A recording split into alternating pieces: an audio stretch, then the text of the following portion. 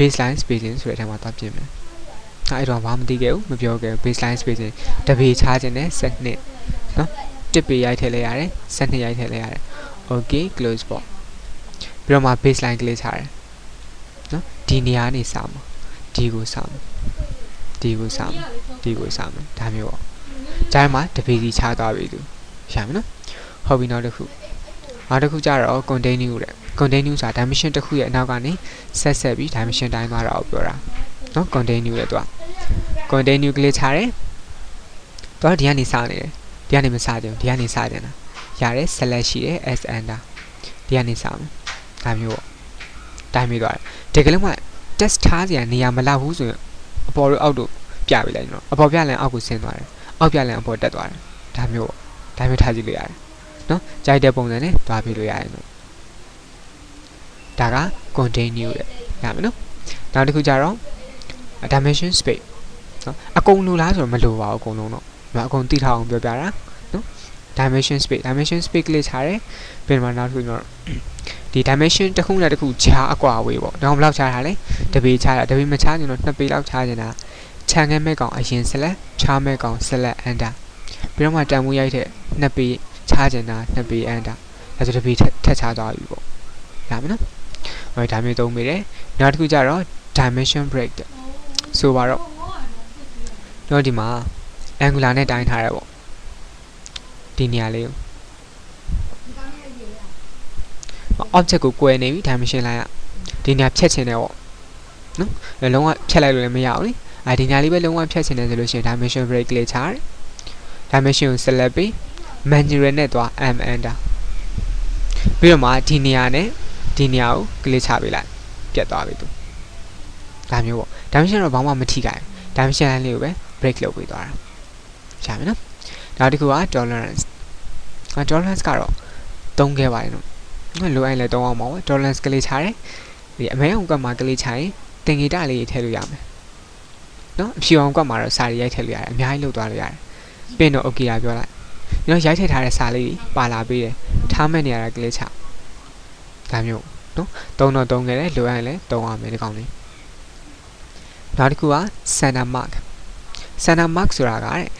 radius တိုင်းလိုက်ဒီ radius to diameter တို့တိုင်းလိုက်တော့ပါလာပြီ auto ပါလာပြီတကယ်လို့မှကျွန်တော်တို့က radius တွေ diameter တွေမတိုင်းချင်ဘူးပေါ့ဒါ center mark တော့ထည့်ချင်တယ်ရတယ် center mark ကလေးချထည့်ချင်တဲ့စာက ask ကိုကလေးချလိုက်ပါလာပြီတဲ့သူနော်ဒါမျိုးသွားပြီးတဲ့နောက်တစ်ခုကြတော့ inspection ပြန်စစ်တာပေါ့ dimension တွေ home မဟုတ်ဒီကောင်နော်ထို့တော့ home မဟုတ် inspection ကလေးချတယ် select dimension ကလေးချ dimension select ပြီး enter ပြီးဒီဆွဲထားတဲ့လူကလည်းမှားနေရပေါ့အရင်ဒီတင်းမကြသေးဘူးအထီးကျမရသေးဘူးဆိုလို့ရှိရင်တော့ပြင်ပေးလိုက်မယ်သူ 80% လောက်ပဲထားမယ် okay ပေါ့ဒါမှန်တော့မှန်တယ် 80% လောက်ပဲမှန်တယ်ပေါ့ 100% မမှန်နေဘူးဒါမျိုးလုပ်ချင်လဲသုံးပေးလို့ရတယ်နော် inspection နဲ့နောက်တစ်ခုကြတော့ jog linear ဆိုသူလည်းပြထားပေးတယ်နော်ဆွဲရမယ့် object ကအရင်ကြီးနေတဲ့အတွက် break လုပ်ပြီးဆွဲလိုက်တယ်ဒါမှဆိုလို့ရှိရင်နိုင်ရအရင်ရှည်နေရပေါ့နော်15ပေတွေပေး20ရှိတယ်ဒါပေမဲ့ကျွန်တော်ဆွဲမှာနည်းနည်းလေးပဲဆွဲချင်တဲ့ပုံလေးထုတ်မှာကအဲ့တော့ break လုပ်ပြီးဆွဲသွားတယ်ဆွဲတော့ break လုပ်ပြီးဆွဲ dimension တက်တဲ့အခါမှာအပြည့်တက်ပြီးလိုက်မယ်48ဆို48ပေါ့ပြီးတော့မှဒီနေရာက break လုပ်ထားတာပါဆိုပြီးတော့ break တင်ကြတာလေးပြလိုက်တယ် dimension ဆိုတာကပြင်လို့ရတယ်နိမပြင်လို့ရတယ်ဒီကောင်ကိုကျွန်တော် run နဲ့ဆွဲရမှာပေ30နဲ့ဆွဲရမှာပေ30မှားနေပြီလားဆိုလို့ရှိရင်တော့ပြင်မယ် et enter တဲ့et enter dimension test ပေါ့ကလေးချပေးလိုက်ဒါဆိုလို့ရှိရင် edit လုပ်လို့ရတဲ့အပိုင်းရောက်သွားပြီ m test ပေါက်ကြလာပြီရှိပြီးသားကို delete နဲ့အရင်ဖြတ်ပြီးတော့မှ30ပေရိုက်ထက်30ပေပြင် okay ပေါ့ဖြစ်သွားပြီ30ပေဒါပေမဲ့ဒီနေရာမှာကျွန်တော် break လုပ်ထားတယ်ဆိုတော့လိုင်းလေးချောင်းနဲ့ break လုပ်လိုက်မယ်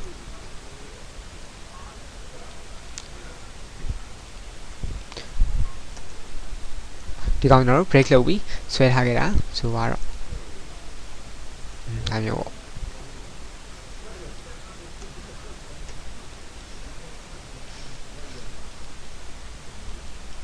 ဒါမျိုးပေါ့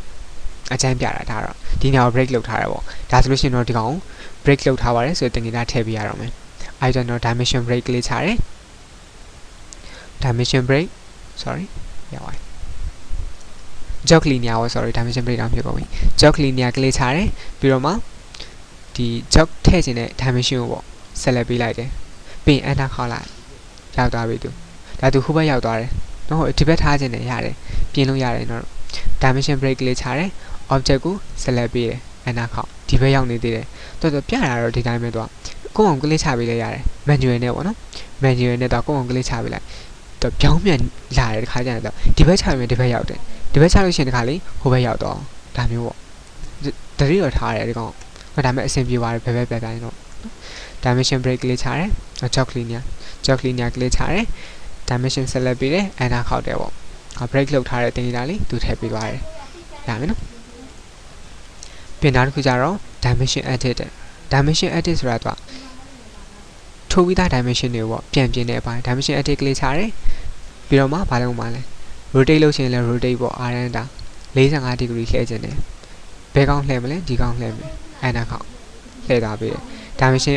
edit ကလေးချတယ် home ပြန်ထားခြင်းနဲ့ h enter ဆက်လက်ပြီး enter ပြင်ထားသမျှအကုန်ပုံမှန်ဖြစ်သွားတယ်နောက်တစ်ခုရှိသေးတယ်ကျွန်တော် iso ပုံလေး dimension ဆွဲတဲ့အခါပေါ့dimension ထိုးတဲ့အခါပေါ့ iso ပုံလေး dimension ထိုးတဲ့အခါမှာ sorry ဘာတော့ဖွင့်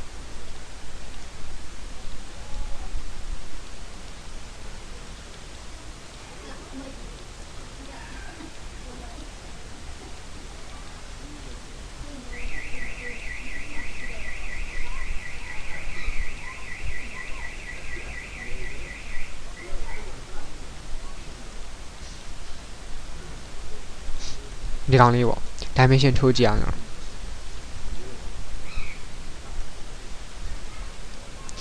iso ပုံလေး dimension ထိုးရမယ်ဆိုလို့ရှိရင်ကျွန်တော်တို့ဒီ align နဲ့အရင်ဆုံးတိုင်းထားပဲเนาะ align နဲ့အရင်ဆုံးတိုင်းထားပြီတပုံလုံးတော့တိုင်းမလား align နဲ့ဒါတော့ဘလို့မှအဆင်မပြေဘူးเนาะကြည့်လို့အဆင်မပြေဘူးဒါတော့ပြင်ပေးရမယ်တဲ့ dimension edit ကလေးချတယ် oblique နဲ့သွားမယ် o enter ရိုက်မယ် o enter ပြင် dimension ကိုဆက်လက်ပြီး enter ပြင်တော့တဲ့ enter oblique angle တဲ့ရိုက်မဲ့ angle တန်းမှုတောင်းတယ် angle တန်းမှုထည့်တဲ့အခါမှာ30အနှုတ်30 90ဒါမျိုးပဲထည့်ရမယ်ဒီ3ခုထည့်မှအဆင်ပြေမှာတော့ဒီမှာအနှုတ်30ပေးလိုက်မယ်အနှုတ်30 enter ဒါမျိုးပေါ့အောက်ကိုရိုက်ရင်လို့ရှိရင်လဲ30ပေးပေါ့ဒါမှမဟုတ်90ပေးပေါ့ဒါမျိုးအဆင်မပြေပြေတဲ့အထိလိုက်ပေးလိုက်တော့3မျိုးပဲပေးရမှာတို့ကတော့ပုံနေမှတ်ထားလိုက်ရတယ်လေ dimension edit ကလေးချရဲ o enter